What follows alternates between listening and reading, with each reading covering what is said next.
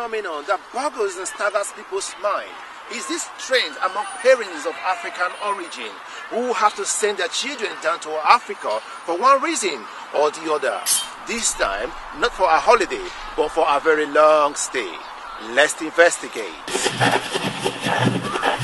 An inquisitive mind will want to find out what could provoke these African parents to shun the very comfort of an egalitarian society like the United Kingdom and opt for Africa to a place widely believed not to offer what Europe could offer. My father was a strong believer in our culture and tradition, which you don't find here, to go back home and have his children grow up in Africa.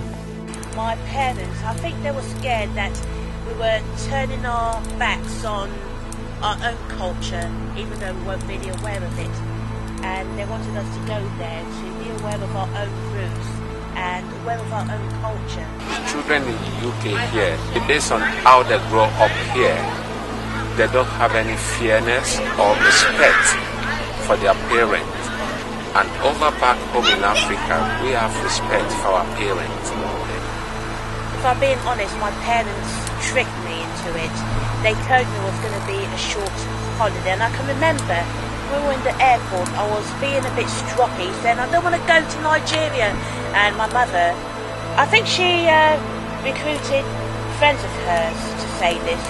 They all said, Jenna, don't worry, you're going to love it there, it's sunny, but I promise you one thing, it's going to be for a short time. Well, I went there, and a short time turned into 1 year turned into 2 years, 5 years, and then all of a sudden, it dawned on me that we weren't going back. I sent my son to Ghana because I believe that at this stage that he's in, and the crimes happen around his age. So that was my most fear for him. I believe that he's more safer in Africa at this stage than he will be in England. I think I can see the benefit in them going back to their own culture for sure, and perhaps parents could also consider that maybe that's a better place for them, quality of life. I think perhaps they'd have a better quality of life. That although there's money here in the UK, I don't think for a lot of people there's a very good quality of life. So not just the children, I see as a family, if they're going back to friends and relatives, then that's where the adults too would have their roots and their family and community.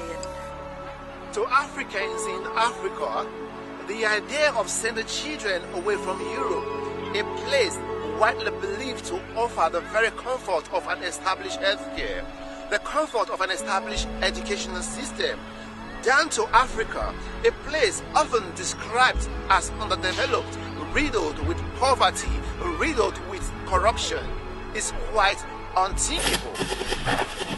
Sending my kids to Africa while I'm here, I don't buy the idea.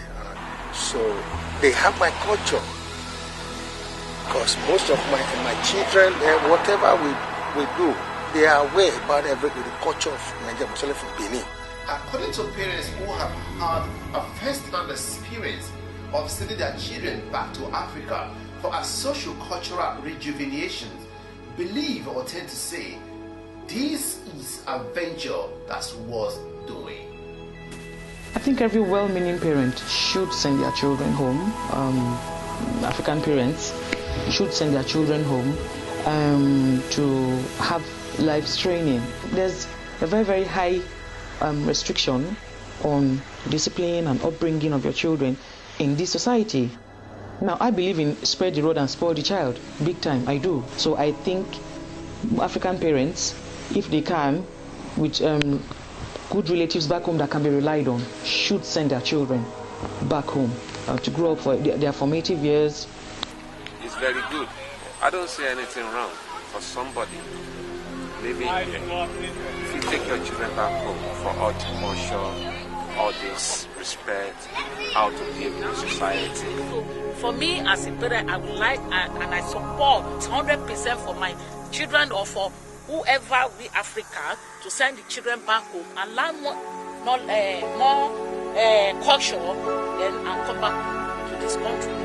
To the amazement of many, this same society that offer the best of healthcare, that offer the best of what you can think of, has been inducted for this strength among parents of African origin. The society has placed extreme limits on child discipline in this part of the world, and children have come to understand that they have power, and most of them abuse this power to the hilt. Most of them abuse it. Parents are actually afraid of their children, which shouldn't be, really. That shouldn't be the order of things. Neither should children be afraid of their parents. The society is to blame. The society has given children too much power and are giving parents too little power. This same society has been inducted. Well, although I do think there are more opportunities in this country for families, education, health and things like that for children to grow up in, I do feel this country has a very slack moral code, and it's very hard to keep your children on the right path in a country like this.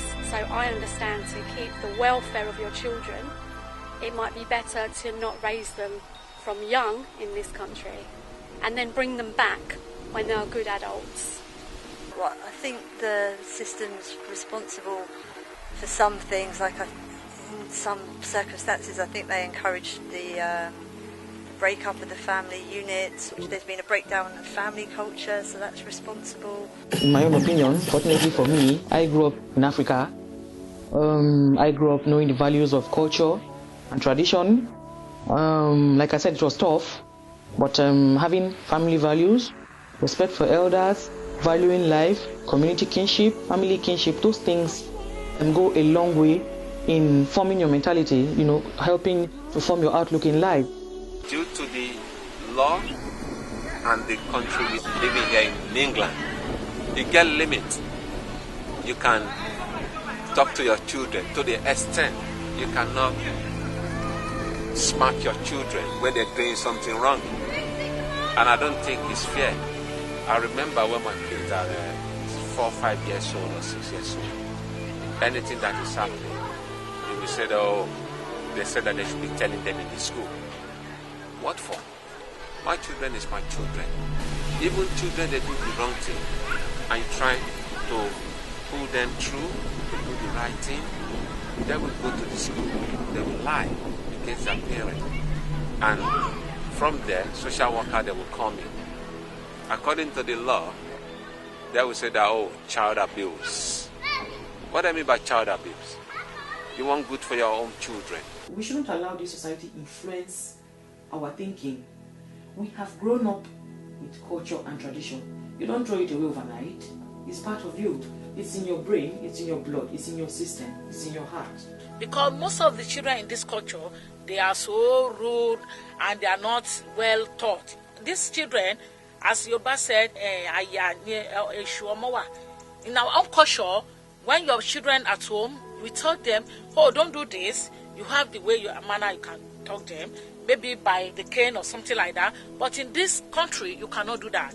Anytime you do that, they taught the children they should call police. Apart from shielding their children of the vices that bedevil streets in the United Kingdom and in Europe, parents of African origin could not but helplessly yield to the lures of the inviting beauty of their spiritual home, Africa, where communal sense and family tie, laced with coherent culture and tradition, had sway and have survived centuries. We understand the importance of having culture and traditional values.